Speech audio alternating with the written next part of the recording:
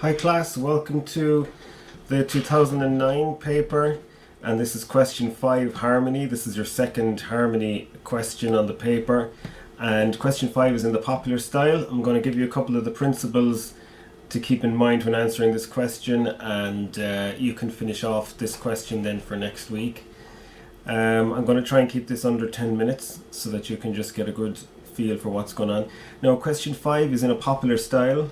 That's the style they're aiming at, which results in a lot of syncopation in the melody, which I find makes it a little slippier to sing, a little bit slippier to deal with in terms of just getting those strong beats and where the chords begin and end. But this statistically is the question that most students go for. But as you know, I'm going to go through all the questions and let you decide, and sometimes you may decide on the day. So what's going on here, guys? Okay, well, first of all, just a quick word about the layout. They've done 3 bars there. I've just copied and pasted from the exam paper there. You can see that they've laid it out 3 bars at a time. And generally speaking, guys, most of the phrases in your harmony questions are going to be 4 bars in length. Don't bank on that, but that is usually the case. So yeah, look, not to worry, this first phrase is 4 bars long, but you can see it just goes from 3 and then on to 1. Let me show you what they've given you. They've given you the first 2 bars of bass, which is not too intricate in its construction, and you kind of continue in that style, not exactly, but you're going to reflect that style. You're not writing a counterpoint, you're writing a supporting bass line. Let me play you the opening, what they've given you, and then we'll tear into it.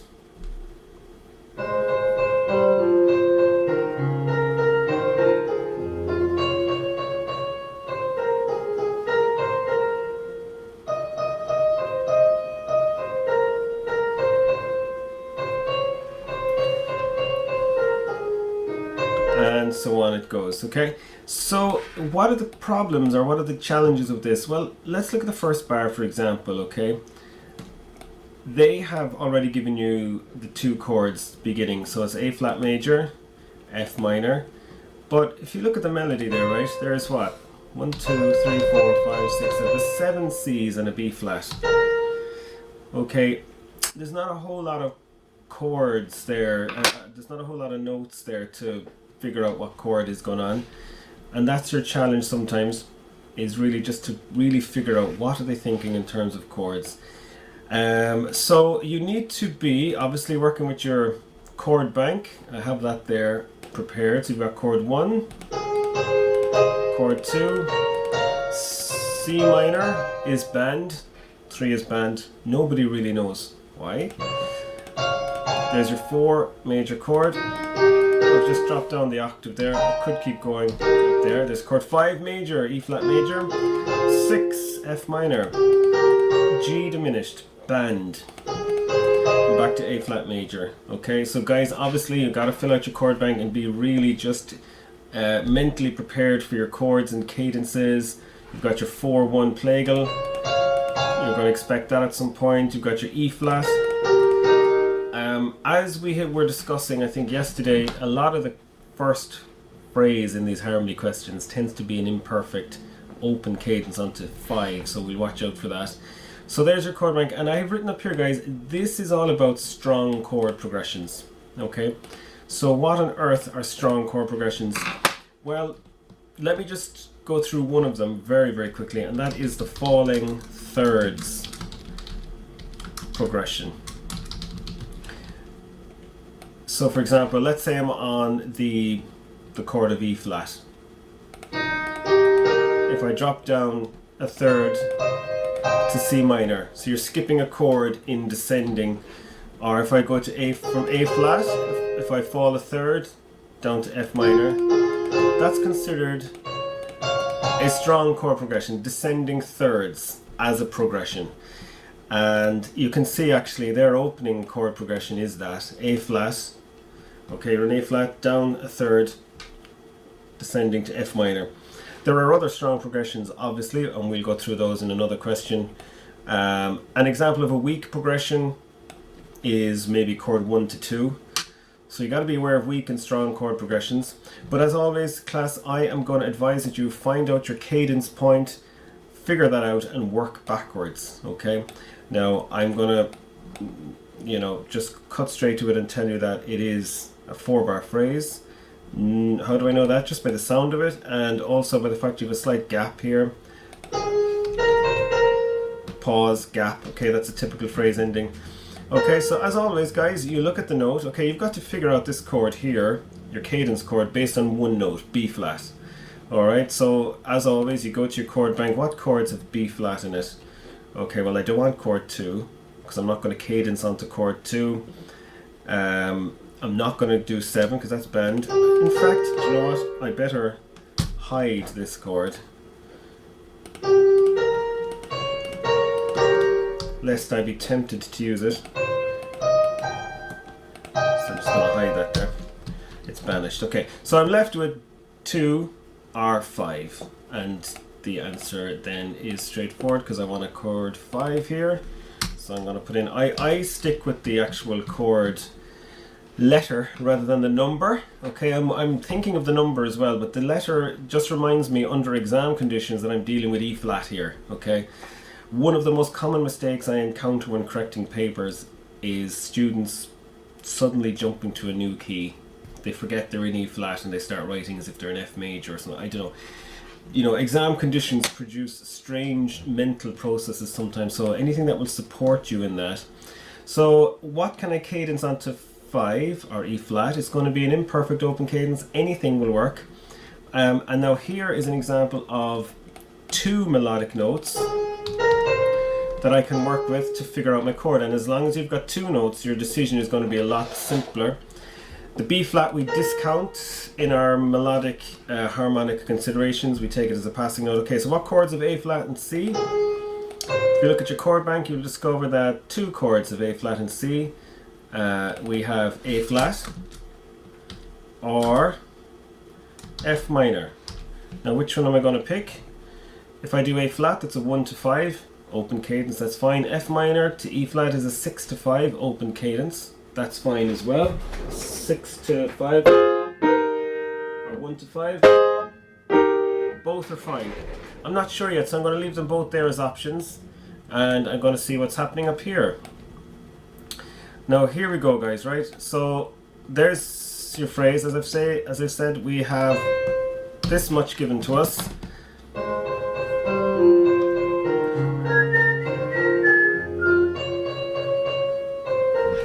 A flat, E flat. Okay, so I got to figure out this now. So yeah, I would always start with the cadence first because they're the most predictable chords. They're going to be the most solid chords. But now let's work up here. So D flat. Okay, now again, guys, you've only got 1 note. Okay, back to your chord bank. What chords have D flat in it? 2 has it, which is B flat minor. 4 has it, which is D flat.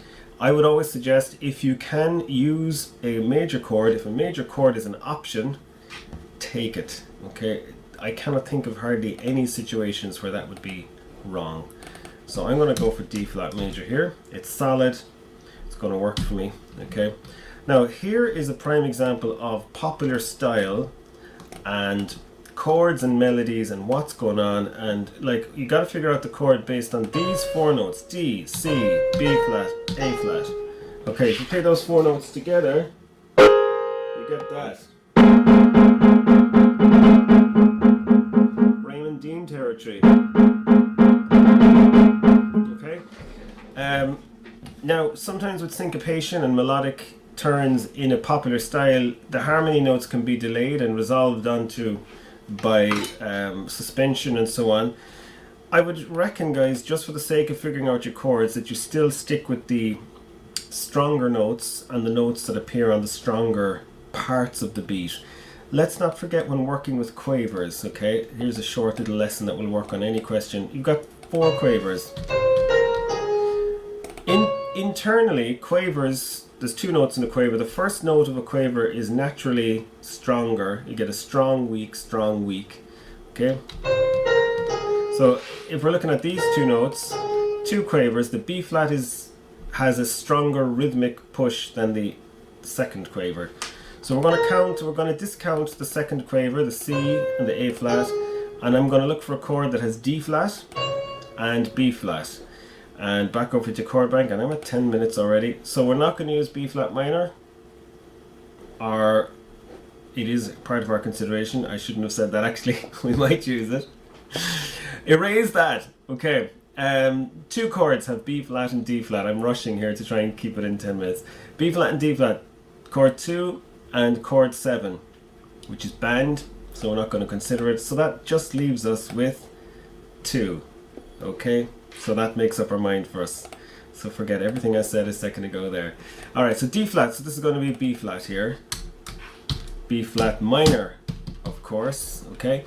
So that's all my chords for the first phrase. So I gotta choose between A flat and F minor here. Now if I go from B flat, which is chord 2, 2 to 1 would be considered weak. 2 to 6 would be considered stronger. So that makes up my mind for me there. I'm gonna use F minor there. My B flat minor has disappeared. So guys, that's my chords, and you'll notice here actually, you know, A flat to D, F minor, descending third sequence, D flat to B flat gives us a descending thirds, so that's a strong chord progression. I'm going to very quickly use this pattern here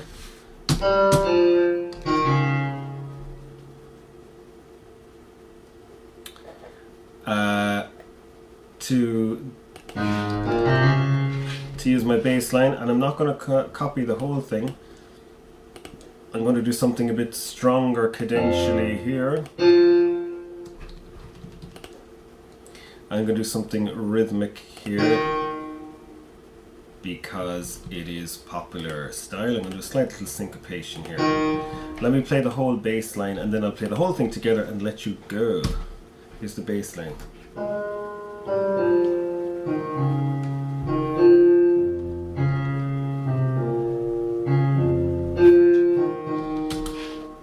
Da-da-dum-bum. I'm going to go up to this F.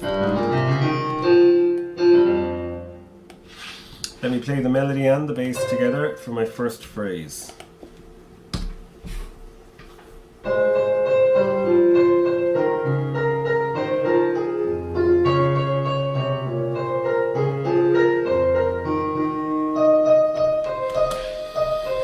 Okay, I've done the challenge. I've figured out the chords and I've constructed a bass line to support those chords based on the opening style given to me. Alright. In conclusion, class, a lot of time hammering out those chords. What on earth are they? Am I getting the right chord? Have I picked the right chord? Is it part of a strong progression? Now, the thing is, once you have thought about it and decided the right chords, then you can get straight on to just constructing a bass line.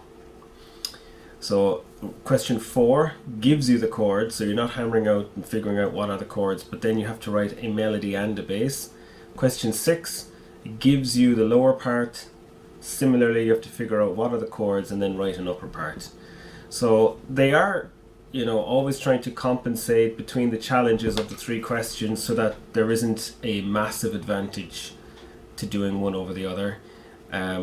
But as I said at the start, a huge amount of students do this one, question 5.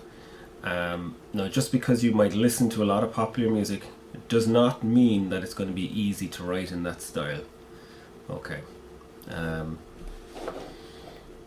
Speech over. So please finish off that question for me. I will take it up. I will correct it here in my office and give you feedback in due course. 15 minutes. All right.